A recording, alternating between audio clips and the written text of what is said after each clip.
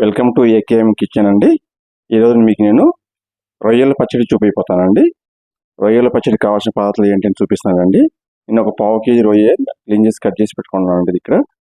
దాని తర్వాత కారం, కొద్దిగా జింజర్ గార్లిక్ పేస్ట్, తగినంత ఉప్పు, ఒక లెమన్, ఒక్క హాఫ్ స్పూన్ అంత నేను ధనియాల పౌడర్ తీసుకున్నాను, ఒక చిటికెంత గరం మసాలా, ఒక చిటికెంత ఇంగువ తీసుకున్నానండి. దీనికి నేను ఆయిల్ అయితే నేను నూనె వాడుకుంటున్నాను, పచ్చడి కాబట్టి నూనె వాడుకుంటాను నేను దీన్నే. సో దీన్ని కొద్దిగా తర్వాత చింతపండు నానబెట్టుకున్నాను నేను ఆల్రెడీ. చింతపండు నానబెట్టి కొద్దిగా రసం దీన్నే వేసుకుంటాను. తర్వాత రండి ఎలా చేయడం చూపిస్తాం.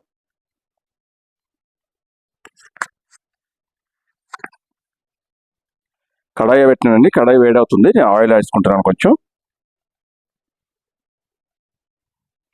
ఆయిల్ కొంచెం ఎక్కువ పడుతుంది. పచ్చడికి ఆయిల్ కొంచెం ఎక్కువ వేస్తేనే మంచిగా ఉంటుంది. ఆయిల్ జింజర్ గార్లిక్ పేస్ట్ వేసుకుంటున్నాను. జింజర్ గార్లిక్ పేస్ట్ ఆయిల్ కొంచెం మంచిగా పచ్చివాసన పోవాలండి.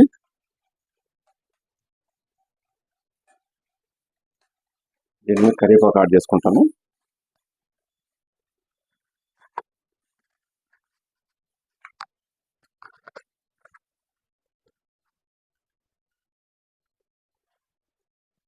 కరివేపాకు వేసుకుంటే బాగుంటుందండి, టేస్ట్ బాగుంటుంది. జింజర్ గార్లిక్ ప్లస్ కరివేపాకు దాంట్లో ఆయిల్ వేసేపటిగా స్మెల్ అనేది మీకు ఫ్లేవర్ మంచిగా ఉంటుంది, యాడ్ అవుతుందండి.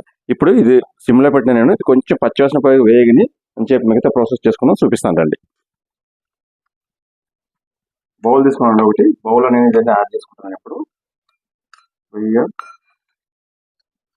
ధనియా పౌడర్, గరం మసాలా, ఇంగువ, తగినంత సాల్ట్ కారం చూసి చేసుకోండి ఎంత కావాలంత. కొంచెం పచ్చడికి అయితే సాల్ట్ ఎక్కువ ఉంటేనే బాగుంటుంది.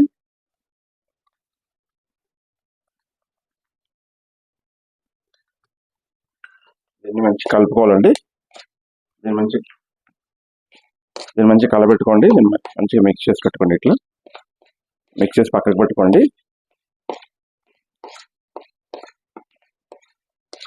ఇది పక్కకు పెట్టుకోండి.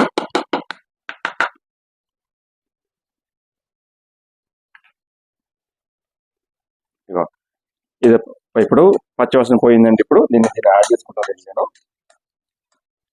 సిమ్లోనే పెట్టుకోండి, ఆయిల్ పట్టదండి. రొయ్య వేగి ఇంకా కొంచెం టైం పట్టదు, ఏం పట్టదు మీకు. ఇది కూడా 2 minutesలో వేగిపోతాయి కాబట్టి మీకు ఇది 2 minutes అలాగే ఉండి సిమ్లో పెట్టి 2 minutes అలాగే మూత పెట్టద్దండి. మూత పెడితే వాటర్ అనేది దిగుతుంది, పాడైపోతుంది. కాబట్టి వాటర్ వేయదండి, మూత పెట్టద్దండి. అలాగే ఓపెన్ పెట్టి దీన్ని 2 minutes కుక్ చేద్దామండి. సిమ్లో పెట్టుకోండి. తర్వాత మీకు 2 minutes తర్వాత మీకు చూపిస్తాను. 2 minutes అయిందండి. ఇప్పుడు నేను కొద్దిగా దీనిలో చింతపండు రసం చేసుకుంటున్నాను. చింతపండు రసం ఎక్కువ అవసరం లేదు దీనికి. నేను పావు కేజీ తీసుకున్నాను కాబట్టి నేను కొద్దిగా యాడ్ చేసుకుంటాను. మీరు క్వాంటిటీ చూసిపెట్టి దాని ప్రకారం యాడ్ చేసుకోండి. ఇప్పుడు చింతపండు యాడ్ చేసిన తర్వాత ఆయిల్ సపరేషన్ అయ్యే వరకు కొంచెం సిమ్లో పెట్టి ఉడకబెట్టండి. ఇప్పుడు ఆరిపోయిందండి. ఇది మంచిగా ఆరిపోయిన తర్వాత నేను లెమన్ వేసుకుంటున్నాను. లెమన్ వేసుకుని మంచిగా కలబెట్టుకోండి. కలబెట్టి కొంచెం మంచి ఎయిర్ టైట్ కంటైనర్లో వేసి పెట్టుకోండి. ఇది మీకు రొయ్య పచ్చడి చాలా బాగుంటుందండి. మీకు చపాతీకి, దోశకి, వేడివేడి అన్నానికి చాలా బాగుంటుంది.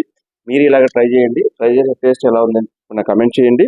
మా ఛానల్ సబ్స్క్రైబ్ చేయండి, లైక్ చేయండి, షేర్ చేయండి. Bye bye.